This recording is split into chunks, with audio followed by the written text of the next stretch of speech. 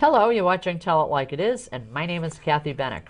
Today's show is called Back to Congress, and my special guest is Congressman Frank Guinta, who has served as our congressman from New Hampshire's 1st Congressional District for the past 2 years, and he's up for re-election in just a couple of more weeks. Frank is a former business executive, has served in the New Hampshire House of Representatives, has served as a City of Manchester alderman, and was a very successful mayor of the City of Manchester, where he became very well known for his ability to bring a chord to all of the warring political factions on every side of the fence over there, and for ending an era when property taxes were increasing pretty significantly year after year. He brought a stop to that. Now, I'm not going to use up a lot of valuable time today to repeat all of the details of Frank's extensive resume, but I will ask you to refer back to a show that we did just a few weeks ago, and you'll be able to hear all about it then. Simply go to the BCTV website at www.bedfordtv.com, click on today's schedule for channel 16, and in the search box in the upper left, just type in Tell It Like It Is and look for the show titled A Special Visit with Congressman Frank Guinta with a taping date of August 20th. Now, Frank does have a Democratic opponent to his re-election bid, and that would be Ms. Carol Shea Porter, who was voted out of her congressional seat by New Hampshire voters 2 years ago. Ms. Shea Porter will not be appearing on this show to express any opinions. In fact, she actually ignored 2 invitations to do so. Now, Ms. Shea Porter did appear here back in August, but within 1 hour of what was a civil and polite interview, in which she was allowed to speak very long periods of time without interruption, she demanded that the show be dumped because she was unhappy that questions were asked about her congressional record, particularly with regard to her unilateral support for Obamacare. On that show, she outright lied about her efforts to impeach President George W. Bush. I refused to dump the show, but offered her the opportunity to come back and do a second show in which she could discuss her platform, assuming she was going to develop one. She refused to do that unless she received questions that I would ask in advance for her approval. Well, you know, that didn't happen.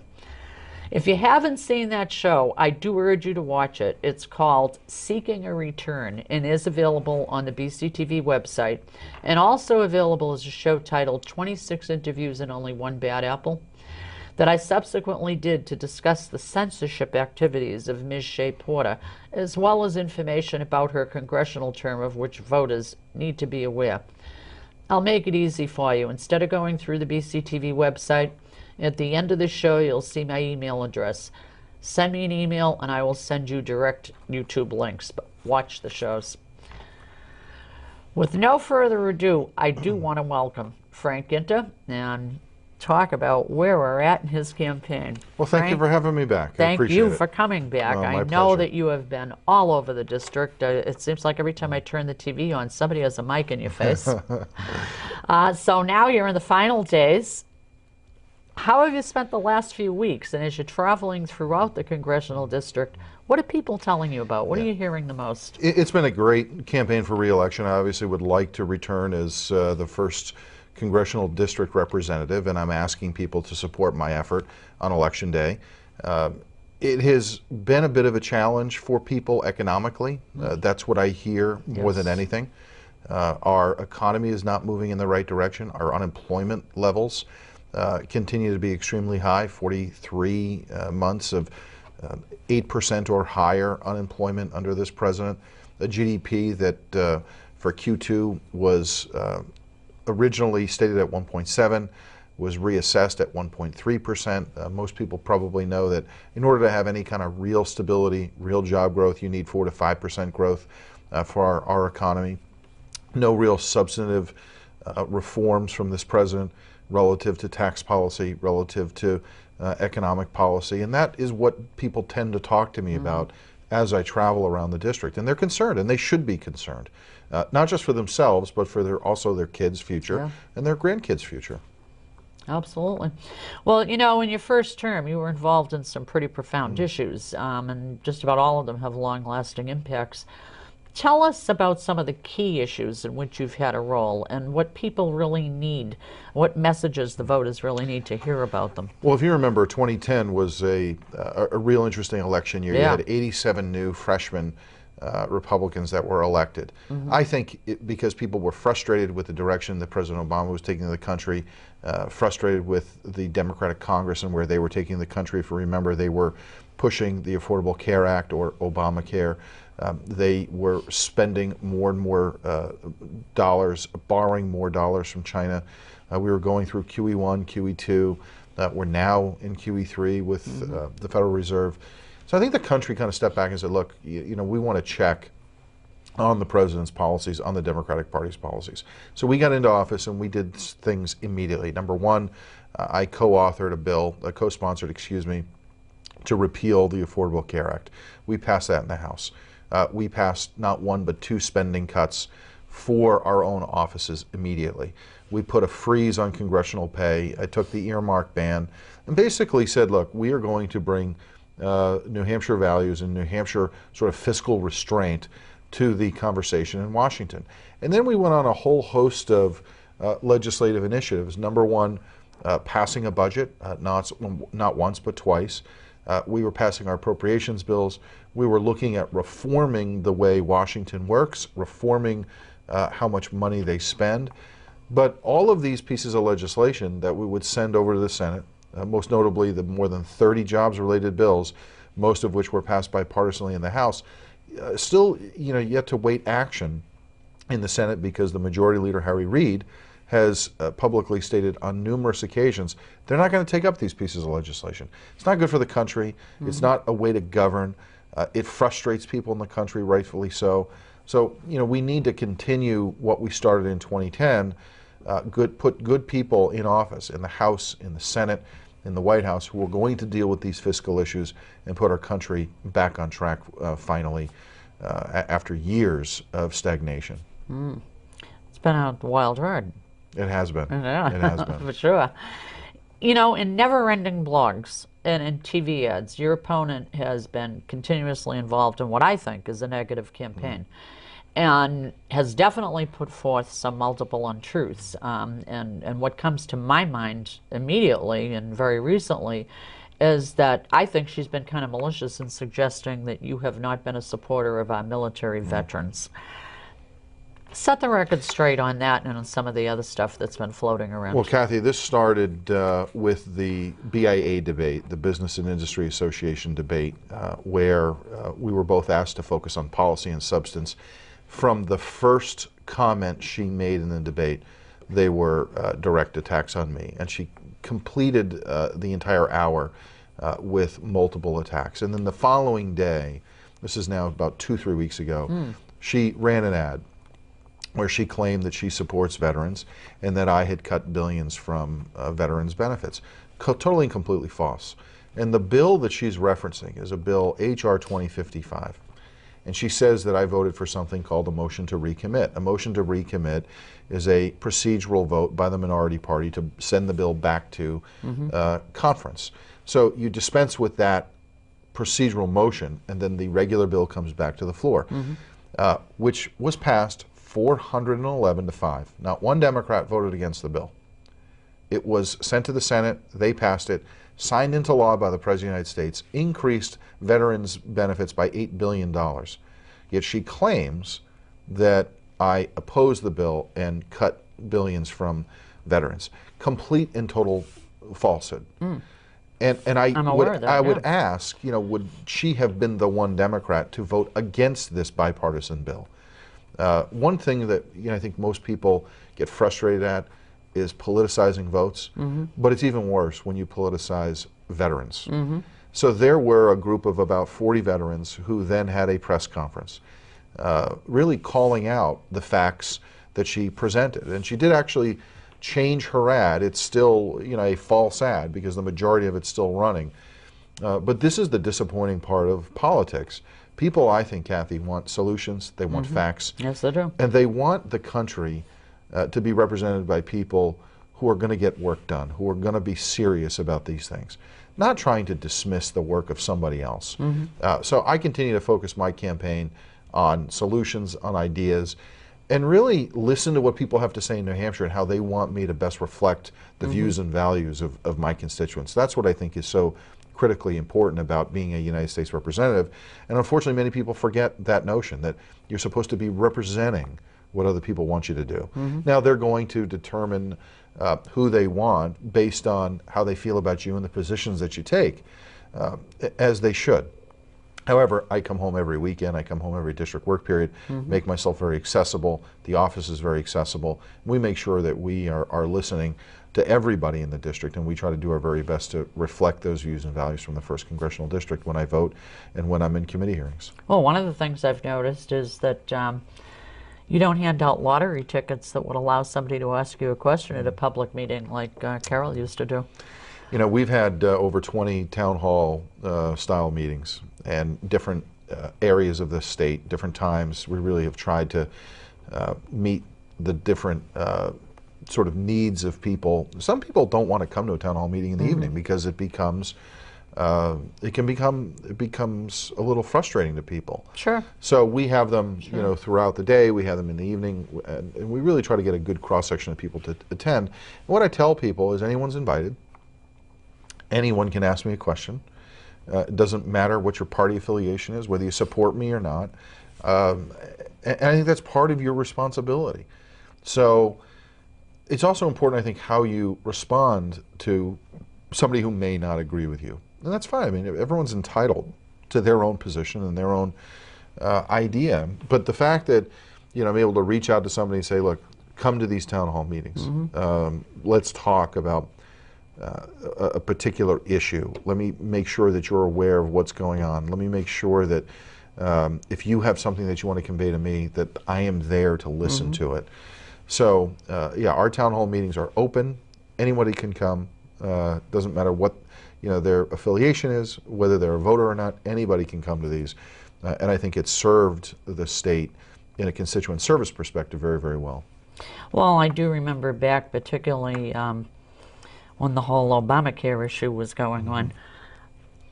If my memory serves me correctly, I believe Carol even had people forcibly removed from some of these meeting rooms by the police because they had the nerve to question her thinking on Obamacare. And I know here in Bedford, there was a meeting up at the new high school, and I was not able to make it, but I heard a lot of stories later that it was ludicrous because she just did not want to face the people or answer their questions. Well, the reality about the Affordable Care Act is that when this bill was put into law, there were statements made by, at the time, Speaker Pelosi, who said we have to pass the bill in order to see what's in it. I know, that was that, Kathy, off the wall. frustrates people because Yeah. you have a duty and a responsibility to know what you're passing. That's right. And at the time, if you remember, there was a lot of consternation about the bill. A lot of people didn't like this piece of legislation, and today more people don't like it than do like it. Compound that with the fact that it hasn't met its goals and objectives. The president set out objectives that we want to reduce the cost of health insurance and we want to create greater accessibility. I believe we haven't done either. When you talk to small business owners, job creators, you ask individuals if their premiums have gone up on the employer side and the employee side, expenses have gone up relative to health care. Also, we have 22 different taxes that are in this piece of legislation. You've got unintended consequences of this legislation. Correct. And I think that it's not the role of the federal government to dictate to Americans what product or service they are required to purchase. So I still believe it's unconstitutional. I disagreed with the United States Supreme Court decision. The one part of it that I did agree with is that they claimed under the Commerce Clause it was unconstitutional, which I agree, it is unconstitutional.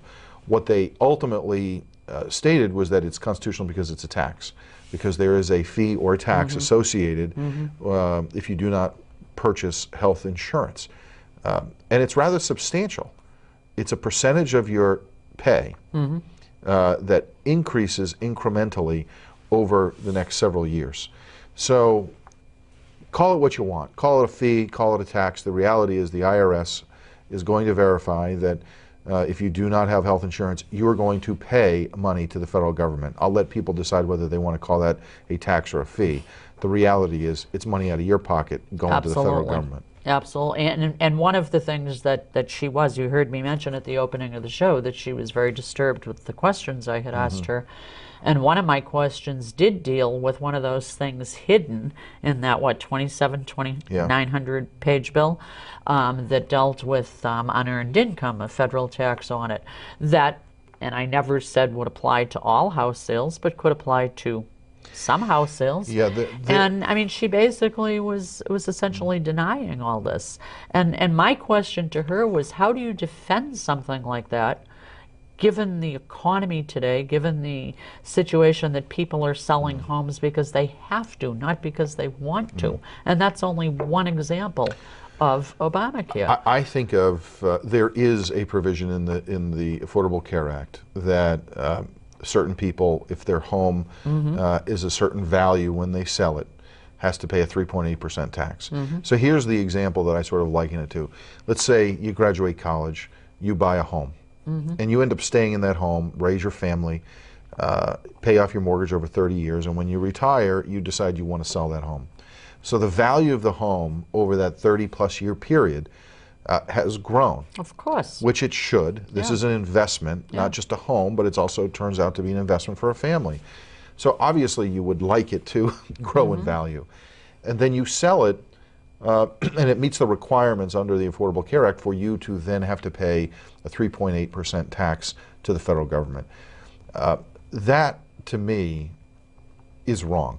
I agree with you 100%, and I don't think most people ever had a clue that that was stuck into that piece of legislation. This is the fundamental problem with this piece of legislation. As more and more people start to realize the effects of it, more and more people say, hey, it's not about health care, it's more about taxation.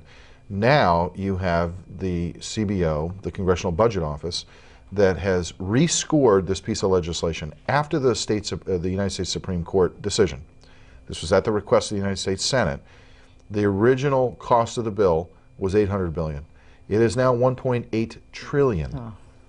So when you think about our deficit today of about $1.2 trillion, you think about our long-term debt at $16 trillion, which is equal to our GDP. And then you think about this massive federal forced health care law that puts the federal bureaucracy between you and your physician. You add these things up and you start to say, in addition to the unemployment rate being 8%, over 8% for 43 months, then you see the stimulus, and you see the money that's been borrowed from China, and then you see that Bernanke announced we're going through QE3 and buying back $40 billion a month in securities.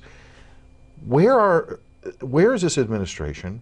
Where are people like my opponent truly helping the middle class, truly helping the economy to go in the right direction, to truly send a message to job creators and entrepreneurs, those risk takers who we want in the economy, that something's going to get better?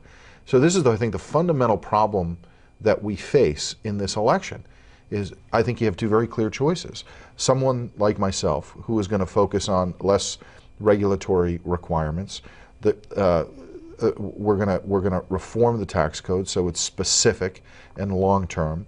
We're going to repeal the Affordable Care Act so you don't have that burden as a business owner. And we're going to give you the predictability that you need as a business owner to grow your business and to have confidence that the federal government's not going to come in and tax you at a higher rate or put more mandates on you that cost more money. So rather than cutting employees, you are able to grow your business, add employees, and then you start to see our GDP grow from an anemic 1.3% to about 4.5, where I'd like us to be. And that would translate into better consumer confidence, and that would translate into about 250 to 275,000 jobs per year being created, as opposed to what you're seeing right now, which is somewhere between 100 and 125,000 every month, which doesn't even begin to address the needs, doesn't begin to address the underemployment rate and the unemployment rate, doesn't begin to address the number of people who fall off the roles of looking for a job. So I think most people have an idea of what they're going to do in this election. This is about the country. This is about the future, our kids' future, our grandkids' future, and which party or which individual is going to have a better understanding, a better command of how to get this economy moving back again. You know, and I think there have been so many things that have amazed me about this whole election, and obviously it's a critical one on every level, from, you know, state all the way up. Yeah, I agree. And all of the things you're talking about are so far-reaching and so impactful on every family in this country, no matter what the income level is and such. And yet, we have your opponent writing blogs about Big Bird or Big Oil, focusing on, wow, you know, are you for cutting some funding to PBS? And I read these things and I'm like, where is she? I mean, are we living in the same country? Yeah, that release, my understanding, came after the presidential debate, right. where I think you know, the entire country, Republicans, Democrats, conservatives, liberals, all unanimously stated that Mitt Romney, you know, won that that debate. So you saw a flurry of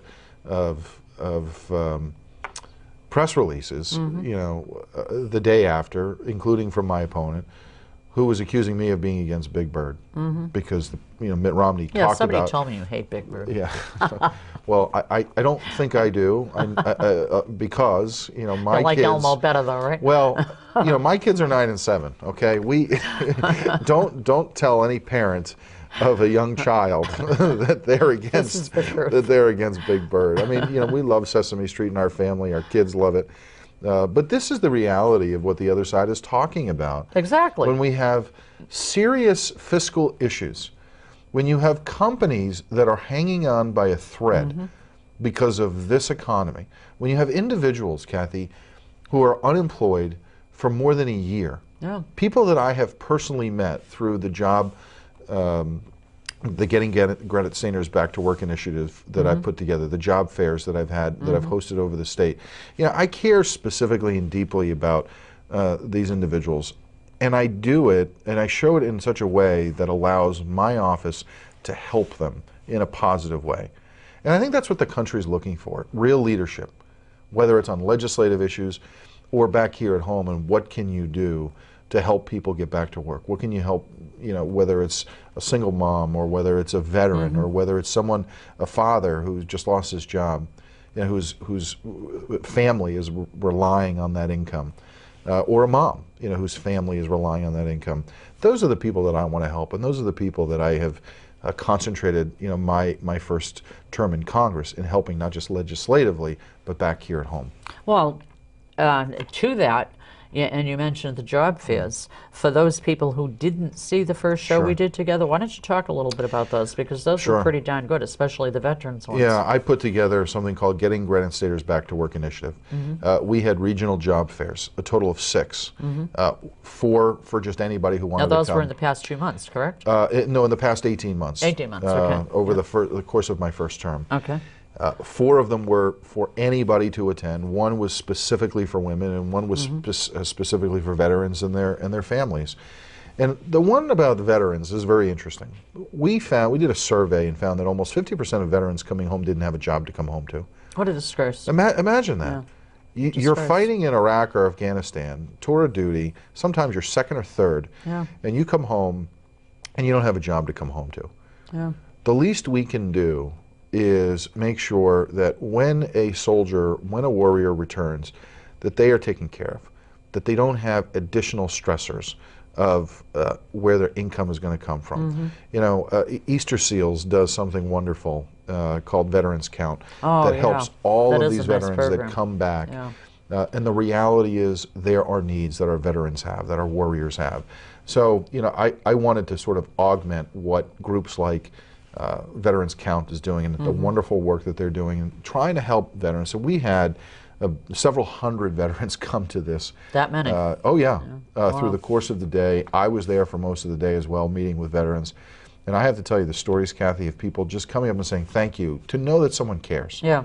To know that someone's doing something specifically for veterans. So it's turned out to be a great program. You know, we've also done a lot of help again regionally. I felt that you don't want to just come to one big job fair in a centrally located place, because there's people in all parts of the district that are unemployed, and they want to work in their neighborhood, in their in a community that's contiguous to where they live. So that's why we decided this regional approach, and it made great sense. And so long as people are looking for work and want us to participate in this manner, we'll continue to do it. And it's great because you're able to bring some of the power of your office to a down-home way that is going to help people right on the spot. That's what's really helpful, is using the office in a positive way. And that's what, maybe that's the mayor in me that wants to directly help people, but you can use the office in such a way that benefits the constituents. Well, that's an experience, I think, that has done you very well going to Congress, because you are used to dealing on a face-to-face, person-by-person basis. And while I'm the office holder, this is the people's office. And you want to do everything you possibly can to make sure that people have access to the office, and the office is doing something in a positive way for the constituents that I serve. Well, believe it or not, we're down to our last couple of minutes. It flies. It does. I want you to look at the camera and tell people what it's all about. Tell it like it is, why they need to walk in there in November and give you that vote. Well, thank you for having me on your show again, Kathy. And I also want to thank your viewers for listening. I am in my first term representing you as your member of Congress, and I have appreciated that opportunity with great humility. And I'm running for re-election because I want to continue to serve this district, to make sure that we have an economy that's moving in the right direction, to make sure that we have everybody who wants to be having a job that gets that job, to finally figure out a way to work with the other side of the aisle to get our deficit and our debt down, to make sure that we have a pro-growth economy, and to make sure that we see the country moving in the right direction. What does that mean? It means limited but effective and efficient government. It means being a better steward of taxpayer dollars than the person that I replaced.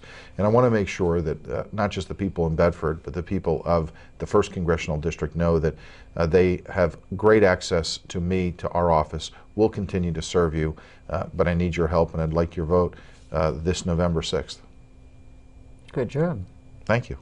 Well, listen, I can only wish you at this point Godspeed and strength through the end of this, because a campaign like yours is an exhausting event. I'm sure that you'll be happy to see Election Day come and go. Well, you never take it for granted. No, and I know. I want people to know that I ask for their support, I ask for their vote, and it's important. This is an important time for our country, and it's an important decision to make. Do you want somebody to return to Washington who's going to focus on borrowing money, on stimulus, on cap and trade, on the things that don't benefit our economy? Or do you want somebody who's going to be based on facts, a solutions-oriented individual, someone like myself who is going to focus like a laser on the economy?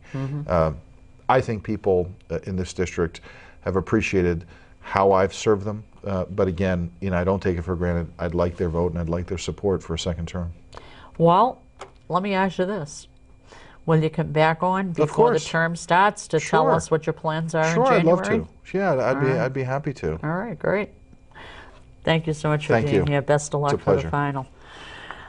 Okay, we are right on the wire now, and you've heard it, and I hope you listened closely to everything that you heard from Frank, and I guess I'd say to everything you didn't hear from his opponent, because sometimes words unsaid tell it like it is too.